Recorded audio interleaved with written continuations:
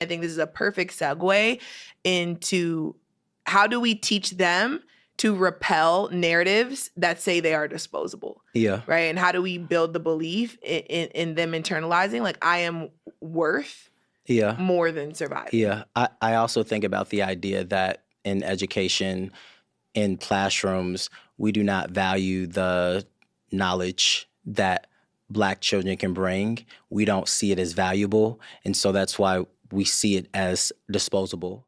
I think this is cannot breathe. I see your brain is at 100 miles per hour right now. Actually, I'm not concerned with calling your parent in this moment. That's actually the last thing I'm thinking about. I'm sitting there telling him, all right, you don't have to say nothing to me. Breathe.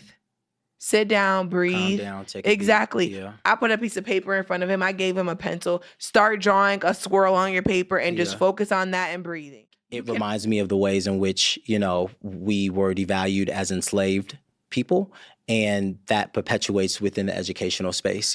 Just like our bodies were disposable, our minds are disposable and is not worthy of any pouring into. But I also think she's describing more than just our minds, right? She's talking about the literal disposability of Black people. If you don't share the culture of the students you're teaching, you actually have a responsibility to study the culture. And I think about it as a neurodivergent person and how beneficial that would have been to my educational journey if at least one of my teachers deeply understood who I was beyond academics. My first time having a Black woman professor is when that's when I became so engaged in learning. And I'd always been a successful kid. I was always outperforming, but I struggled culturally at school and feeling like motivation to do the thing.